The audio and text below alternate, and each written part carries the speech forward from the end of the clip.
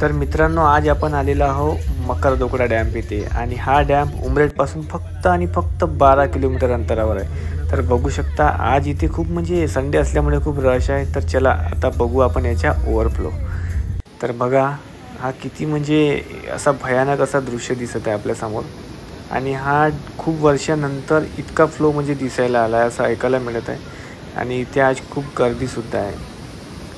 तर तुम्ही बघू शकता किती छान असं म्हणजे इतके लोक इथे मजा घेण्यासाठी आलेले आहेत आणि हे दृश्य बघण्यासाठी आले आहेत। तर तुम्ही सुद्धा इथे येऊन आपल्या परिवारासोबत आपल्या फ्रेंड्ससोबत येऊन इथे एन्जॉय करू शकता।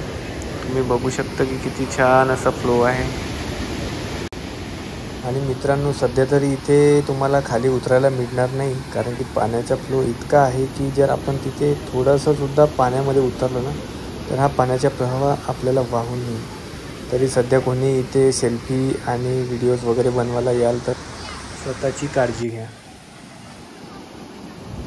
ऐकायला मिळतं आहे की याआधी इतका प्रवाह या डॅमचा कधीच झालेला नाही, पण या 2-4 दिवसांमध्ये खूप पाणी येत असल्यामुळे हा इतका प्रवाह दिसतो आपला। मित्रांनो बघा, पाण्याचा फ्लो इतका आहे की खूप आपल्याला म्हणजे यामुळे आपत्ती होऊ शकते, म्हणून कोणी यावर जाऊ नका। आणि बघा इथे तुमच्यासाठी नंतर नाश्ता वगैरे आपल्याला भूक लागली तर यांच्याकडे खूप छान असे भजी मिळतात मस्त गरम गरम। पण इथे कॅशच पाहिजे हा। तुम्ही या काकाकडे भजी खाऊ शकता। कशी वाटते भाऊ तुम्हाला भजी? एक नंबर। अच्छा, हमको सिखा रिया है। नंतर बघा मित्रांनो, घरी वापस येताना ही एक वर्ना कार हे नागपूरवरून आलेले होते आणि हे यांनी म्हणजे काही असं मोजमस्तीमध्ये गाडी इथे खाली आलेली नाही, तर यांनी हँडब्रेक लावलेला नव्हता।